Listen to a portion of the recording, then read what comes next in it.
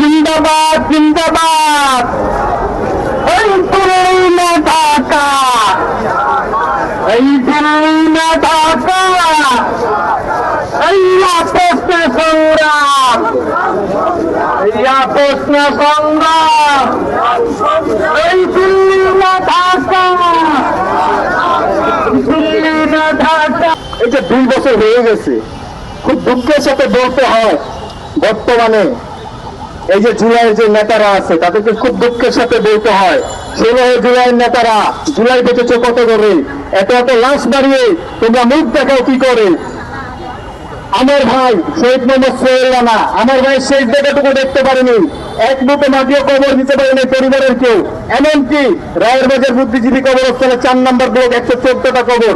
দীর্ঘ 1.5 বছর ইটিভিন সরকারের দ্বারে দ্বারে ঘুরেছি, সমন্বয়কদের দ্বারে দ্বারে ঘুরেছি যে আমাদের ভাইদের কবরগুলো শনাক্ত করে দেন। দীর্ঘ 1.5 বছর পর তারা আমাদের ভাইদের কবর শনাক্ত করে দিয়েছে, তার জন্য ইন্টিভিনকে ধন্যবাদ। খুব দুঃখের সাথে বলতে হয় বর্তমান সরকার আপনারা শহীদ পরিবার এবং আহতদেরকে এক চোখে দেখছেন না। আপনারা বর্তমান সরকার আপনারা এখন আমাদের শহীদ পরিবারকে নিজের দলে অন্তর্ভুক্ত করছেন আর তাদের বাসায় বাসায় যাচ্ছেন। আমাদের শহীদ ভাইরা স্পষ্ট হয়ে বলতে চান আমাদের শহীদ ভাই এবং আহতরা দেশের সম্পদ, কোন রাজনৈতিক দলের সম্পদ না। আরেকটা কথা স্পষ্ট ভাবে বলি, 5ই আগস্ট জুলাই স্মৃতি জাদুঘর উদ্বোধন হবে। আপনারা অনেকেই জানেন না, এই বিষয়টা মিডিয়াও জানে না।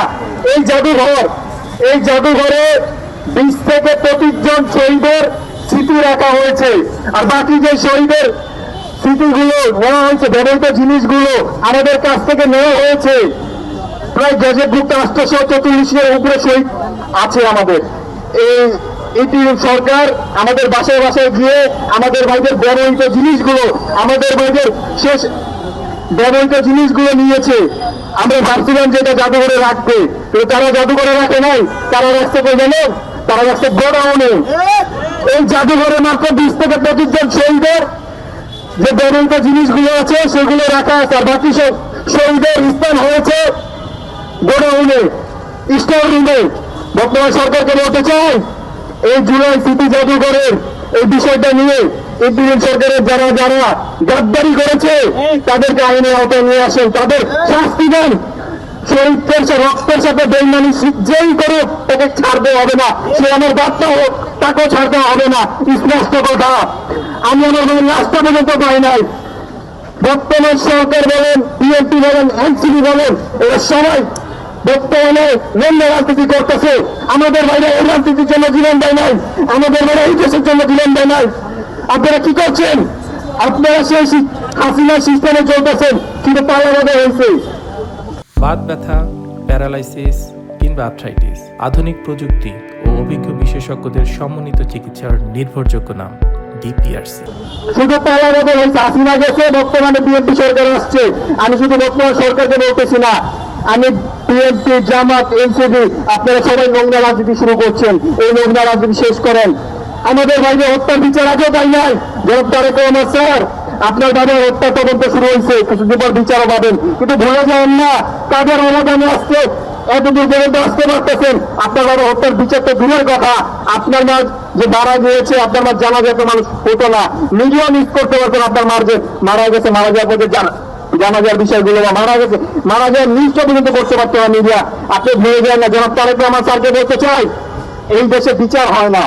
আমি আমার জন্মের পর থেকে বিচার দেখি নাই, কিন্তু আপনি বর্তমানে সরকার হয়েছেন, আপনি আপনার বাবাকে হারাইছেন, ভাইকে হারাইছেন, মাকে হারাইছেন। আপনি অন্তত বিচারটা করেন, আর দেখা যায় বর্তমান সরকার বিচার করে, এই দেশে বিচার হয়। আর আরেকটা কথা খুব দুঃখের সাথে বলি, সেই আদালত আমাদের ভাইকে হত্যার বিচার হয় না, সেই আদালত বন্ধ করে দেন, রাখবে না সেই আদালত। এই আদালতের জায়গায় আমরা প্রতিনিয়ত বেরাবেরি করতেছি, আমাদের এই হত্যার বিচার হচ্ছে না। 2 বছর উপরে হয়ে গেছে। 2000 অধিক নারী সন্তানকে যে নির্বিচারে গুলি করে হত্যা করা হয়, জাতিসংঘের অনুসারে 1400 অধিক নারী সন্তানকে নির্বিচারে গুলি করে হত্যা করা হয়েছে। 2 বছরে মাত্র পুলিশ ধরে হয়েছে 61টা, এর মধ্যে অনেকে জামিন পেয়ে গেছে। এই তথ্য আপনারা মিডিয়ার নিউজ কভার করেন না। আর মিডিয়ার মধ্যে বলতে চাই, যে সরকারে আসবে সেই সরকারে তাও চাইতেন না। আপনারা সত্যের মধ্যে কথা বলেন, আপনারা সত্য কথা বলেন। আর এই যে রাজনৈতিক দল আছে, আপনাদেরকে বলতে চাই যে একটা কথা আছে না আপনার, অন্ধ যখন চোখে দেখতে পায় সবার আগে তার লাঠিদের সাথে বেইমানি করে, আমাদের ভাইদের সাথে আপনারা বেইমানি করতেছেন প্রতিনিয়ত। যত দ্রুত সম্ভব আমাদের ভাইদের হত্যার বিচার নিশ্চিত করেন তারেক রহমান স্যার। যত দ্রুত সম্ভব আমাদের ভাইদের হত্যার বিচার চাইতে চাইতে যে মানুষটাকে হত্যা করা হয়েছে ওসমান আলীর হত্যার বিচার নিশ্চিত করেন যত দ্রুত সম্ভব। 2 আগস্ট মাসে আমাদের ভাইরা বাসের থেকে বেরো, আর কোনো খোঁজই পাই নাই। আমার ভাইয়ের খোঁজ যিনি পাওয়া দিছে তার ভাই আজমি খোঁজ, সে যাবে কোথায়? সে আমাকে ফোন দিয়ে বলে, ভাই আপনি তো আপনার ভাইয়ের খবরটা পাইছেন, আপনার ভাইয়ের সন্ধান পেয়েছেন, কিন্তু আমি তো আমার সম্মানটুকু পাই না, কি হয়ে আমি জানতেই পারলাম না। আমার ভাই তো দেশের জন্য আন্দোলনে বের হয়ে নিখোঁজ হয়ে গেছে, কিন্তু বর্তমান সরকার বলেন ইন্টারিম করেন, সবাই আমাদের খোঁজ খবর নিচ্ছে না। আমার ভাইয়ের সাথে কি হলো আমি জানতে চাই। তো রাষ্ট্রের একটা কথাই বলি, বর্তমান সরকার এবং বর্তমানে যারা যারা আছেন বিএনপি এনসিপি যারা যারা আছেন সবাইকে একটা কথাই বলি, আমাদের ভাইকে রক্তের সাথে গাদ্দারি করেন না। আল্লাহ ছাড় দেয়, ছেড়ে দেয় না, আল্লাহর বিচার কিন্তু আছে।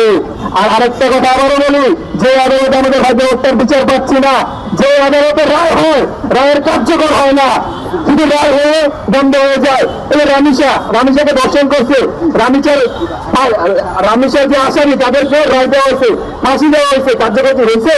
তারেক রহমান স্যার বললো যে 1 মাসে রায় কার্যকর হবে, রায় তো কার্যকর হচ্ছে না। এই দেশের জন্য জীবন দিলেন না, এই দেশের জন্য জীবন দেওয়ার দেখা, এই দেশের জন্য জীবন দিলেন 20,000 টাকা হত্যা করা হবে। আর আপনার হত্যার বিচারের জন্য আপনার পরিবার দ্বারা দ্বারা ঘুরবে, যেমনটা শহীদ পরিবার ঘুরতেছে, যেমনটা আহতরা ভুগতেছে, যেমনটা ওসমান আলীর বিচারটুকু এখন পর্যন্ত হয় নাই।